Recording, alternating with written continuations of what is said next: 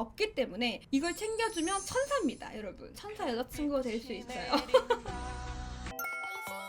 안녕하세요, 홍차입니다. 오늘 이야기는 차를 가진 남자를 만날 때 여자가 하면 사랑스러운 행동에 대한 이야기를 해보도록 하겠습니다. 원래 제가 운전에 대해서 아예 몰랐다가 이제 자차가 생긴 지 2년차가 됐습니다. 그러면서 느끼게 된 점들을 좀 이야기를 해도록 하겠습니다. 첫 번째로, 고맙다는 표현은 무조건 해주면 좋습니다. 내가 데려달라는 말을 안 했어도 상대방이 원해서 이런 행동을 했다고 하더라도 어쨌든 내가 대중교통을 탄 것보다 편하게 왔다는 거잖아요. 그거에 대한 감사함을 표현하는 거는 너무 좋아요. 이게 반복이 될수록 사람이 좀 당연해지거든요. 이게 당연한 행동이 아니라고 생각하면서 항상 고마움을 표현을 해주면 훨씬 더 좋습니다. 운전은 무조건 피로도가 쌓이고 또 돈도 들고 또 차 자체가 관리비나 이런 것도 많이 들잖아요. 그리고 상대방이 나를 데리러 오기 위해서 먼저 일찍 준비한 시간, 먼저 일찍 일어나서 집에서 나온 것들도 다 나를 위한 행동이잖아요. 그렇기 때문에 이 남자에게 운전기사 같은 느낌을 들게 하면 좋지 않습니다. 그래서 내가 약속 장소에 좀 더 일찍 나와서 고맙다고 커피 마시면서 하라고 주는 것도 굉장히 좋은 센스가 될 수 있겠습니다. 이렇게 되면 되게 남자분이 여자분을 보답할 수 있고 되게 고마움을 아는 여자구나 라고 생각을 하게 됩니다. 두 번째입니다. 상대방이 차를 가지고 왔다면 조금 늦을 수도 있다는 거를 감안을 하셨으면 좋겠습니다.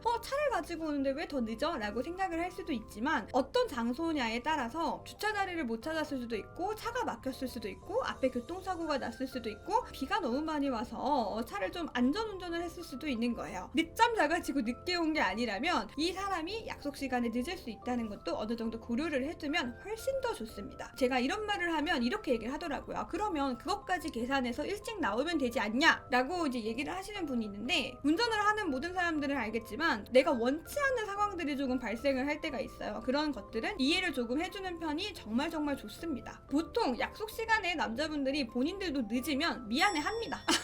이게 타의적인 거든 자의적인 거든 어쨌든 약속 시간을 지키지 못했다는 것에 대해서 상대방도 미안해 할 겁니다. 그러면 당연히 괜찮다고 이야기해주는 것들이 필요하겠죠. 물론 여기서 조금 미안하단 말도 안 하거나 이러면 이런 경우도 있어요. 남자분께서 주차를 하기가 조금 힘들어서 여자분께 어디로 오라고 한다거나 이렇게 할 수가 있거든요. 그럴 때 조금 센스 있게 하면 좋아요. 차를 들고 오는 사람이 있으면 차를 안 가지고 있는 사람은 미리 나와 있어야 해요. 그분이 더 늦으시면 안 돼요. 주차할 자리도 못 찾고 하면 계속 빙글빙글 돌아야 되거든요. 상대방을 기다리게 하기보다는 바로 탈 수 있게끔 하는 게 훨씬 더 좋습니다. 남자분이 조금 늦는다고 하거나 그럴 수 있잖아요. 그러면 남자분이 주차하기 편한데 차를 세우기 편한데 먼저 가 있는 것도 굉장히 좋은 센스가 될 수 있어요.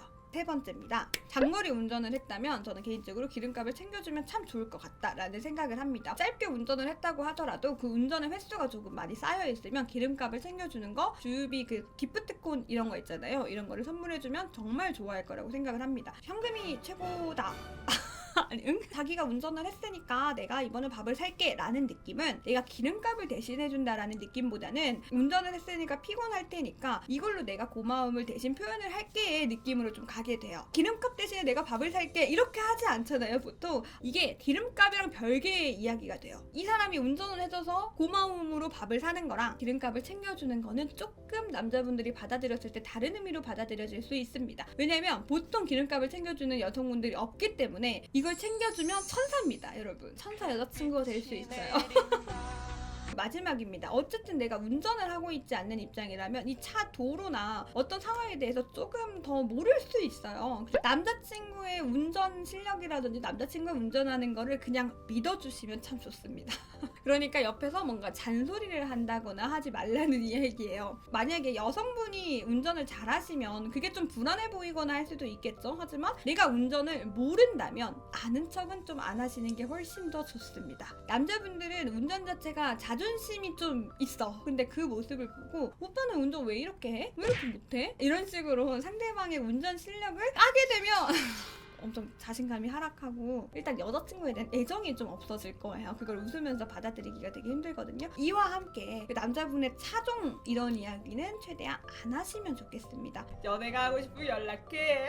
우리 이렇게 이야기를 해봤는데요. 물론 이게 남녀에 갈린 건 아니고 운전을 하는 사람과 운전을 아예 해본 적이 없는 사람들이 많이 나뉘는 부분인 것 같아요. 그래도 보통 친구가 나를 항상 태우러 올 일보다는 내 남자친구가 나를 태우러 올 일이 많다 보니까 이런 이야기를 하게 됐습니다. 자, 오늘 이야기 여기까지 하도록 할게요. 감사합니다.